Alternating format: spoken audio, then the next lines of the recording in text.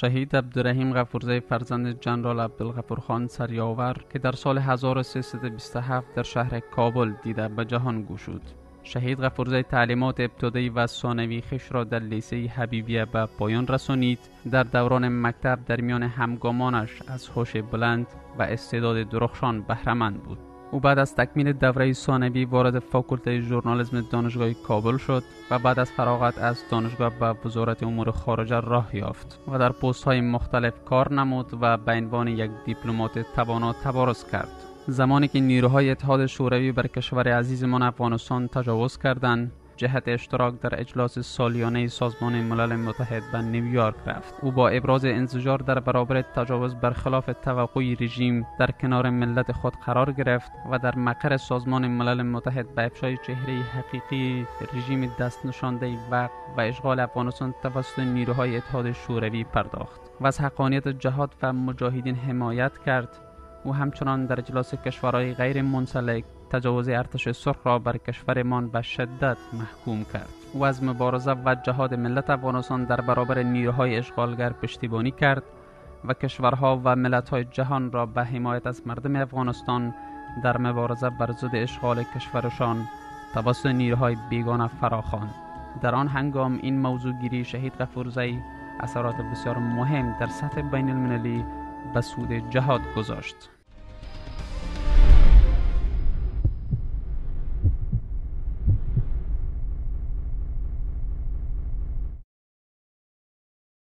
غفورزی همونطور که براتون عرض کردم یکی از چهره‌های مهم افغانستان بود که متاسفانه قبل از اینکه شناخته شود، قبل از اینکه پیدا شود پنهان شد و از دید مردم افغانستان توسط دشمنان مردم افغانستان غایب شد.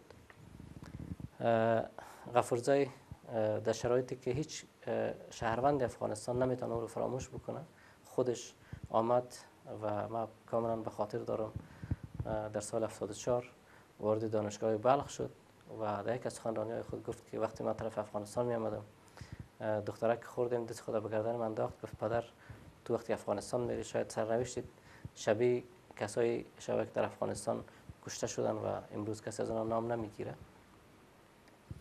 و خودش گفت من میفهمم که شاید من دیگه پس به فامیل خود بر نگردم و برای دختر خودم گفتم که ما میرم که در جمع از همون کسا باشم. متاسفانه غفورزی بسیار زود از این دنیا رفت و جایش بر همیش در افغانستان خالی است. طرز دیدش، طرز فکر از او و کسایی که حلقه‌ای که به وجود آورده بود، این حلقه هم متاسفانه در افغانستان جایشان هنوزم خالی است و این تشدد و پراگندگی که امروز در افغانستان شما می‌بینید متاسفانه همون چهره ها فعلا وجود نداره که این پراگندگی و این جمع از هم پراگنده و پاشیده را دوباره جمع بکنه. غفورزی هم یک چهره داشت.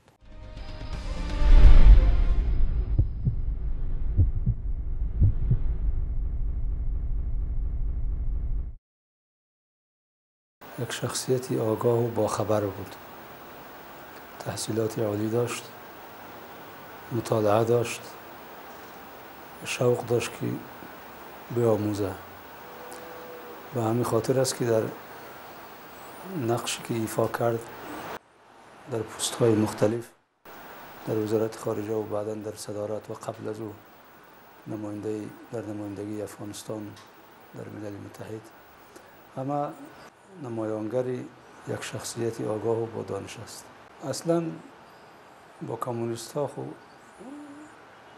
رابطه خوب نداشت و شما می‌دانید که وقتی که در نیویورک این کار هلاکت به نمایندگی از کشور کمونیستی رفته بود و مایه بدبختی های زیادی را از اونها میدید، اما بدون شک یک شخصیتی ملی بود، خصوصا در وقتی که ما امروز بلد شدیم که در وزارت خارجه بود و بعدم به حیث صدر اعظم کوشش میکرد که عناصر بیشتری را جلب کنه و افغان‌ها را بیشتر گرده هم داشته باشه. به این خاطر این تو کوچک تصور نداشت.